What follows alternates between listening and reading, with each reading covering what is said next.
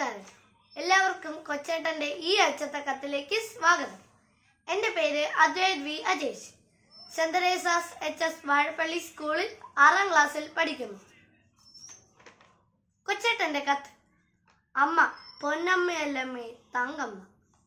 പ്രിയ DCL കൂട്ടുകാരി, 2026 July 19 New York സിറ്റിയിലെ New Jersey stadium ഇളകി മറിയുകയാണ്. അർജന്റീനയെ 1 ഗോളിന് തോൽപ്പിച്ച് സ്പെയിൻ ഫിഫ ലോകകപ്പ് വിജയം നേടിയ നിമിഷം.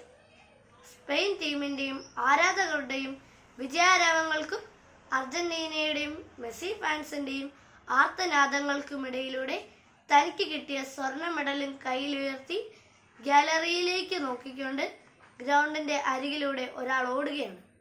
അയാളുടെ പേരാണ് നിക്കോ വില്യംസ്. ആഫ്രിക്കൻ വംശജനായ സ്പാനിഷ് ഫുട്ബോൾ ടീം അംഗം.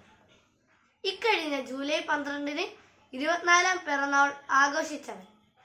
മകനെ എന്ന വിളിയുമായി ഗാലറിയിൽ നിന്നും 2 കൈകളും നീട്ടി നിന്ന മരിയ ആർദർ എന്ന അവന്റെ അമ്മയെ കണ്ടതും ഈറനണിഞ്ഞ മിഴികളോടെ നിക്കോ തന്റെ മെഡൽ അമ്മയുടെ കഴുത്തിൽ ചാർത്തി.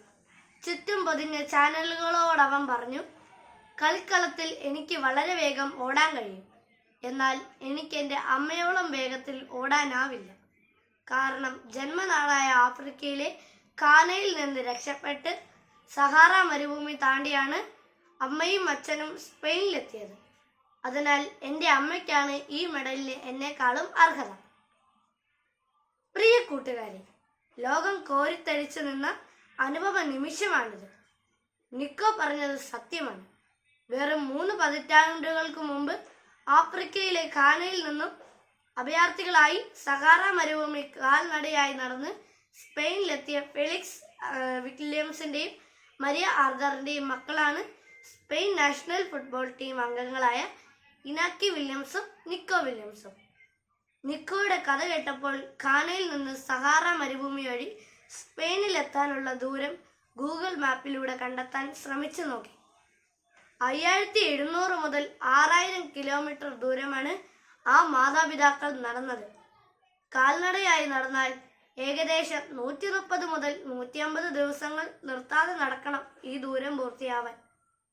ഒരുപക്ഷെ അവർ ഘാനയിൽ നിന്നും അൾജീരിയയിലൂടെ സഹാറ കടന്ന് ഒറാനിൽ നിന്ന് കപ്പൽ കയറി അലിക്കാന്റെ തീരത്തിറങ്ങി ആഗസ്റ്റിലൂടെ സ്പെയിനിലെത്തിയിട്ടുണ്ടാകും.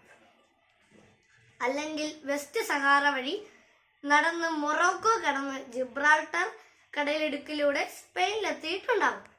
കൂട്ടുകാരെ, നിങ്ങളുടെ ഇന്നിലേക്ക് നിങ്ങളുടെ മാതാപിതാക്കൾ നടന്നു തീർത്ത ഇന്നലകൾ എത്രയെന്ന് എത്ര പേർക്കറിയാം?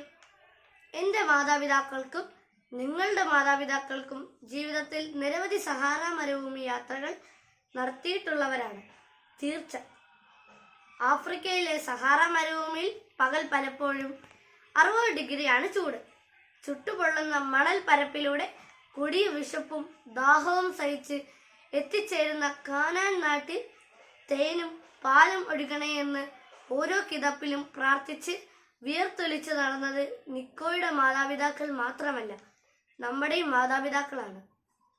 കടബാധ്യതകളുടെയും രോഗങ്ങളുടെയും പരാജയഭീതിയുടെയും ജീവിത ഭാണ്ഡങ്ങളുമായി ജീവിതത്തിന്റെ സഹാറ താണ്ടുന്ന നമ്മുടെ മാതാപിതാക്കളുടെ ഈ ജീവിതയാത്രയിൽ സ്നേഹത്തിന്റെ തേനരുവികളും സത്യസന്ധതയുടെ വെൺമേഘത്തണലും വിശ്വസ്തതയുടെ ദീപസ്തംഭങ്ങളുമാകാൻ മക്കളായി നമുക്ക് കഴിയണം. അവരുടെ അധ്വാനത്തിന്റെ അളവറിയണം. അവർ നമുക്കായി താണ്ടിയ സഹാറകളുടെ ദൂരമറിയണം. അപ്പോൾ തൻ്റെ പൊന്നായ അമ്മയോളം വരില്ല ഈ പൊന്നിന്റെ മെഡൽ എന്ന് തിരിച്ചറിഞ്ഞ നിക്കോയെ പോലെ നമ്മുടെ കഠിനാധ്വാനത്തിന്റെയും സ്ഥിര പരിശ്രമത്തിന്റെയും വേർപ്പ് തുള്ളികൾ പതിച്ച ജീവിതമാകുന്ന മെഡൽ ഉയർത്തി നമുക്കും പറയാൻ കഴിയും, അമ്മ പൊന്നമ്മയല്ലമ്മേ തങ്കമ്മയാണ്. തനിത്തങ്കം കൊണ്ട് എൻ്റെ ഹൃദയത്തിൽ പ്രതിഷ്ഠിച്ച എൻ്റെ തങ്കമ്മ. സ്നേഹാശംസകളോടെ സ്വന്തം കൊച്ചേട്ടൻ. നന്ദി.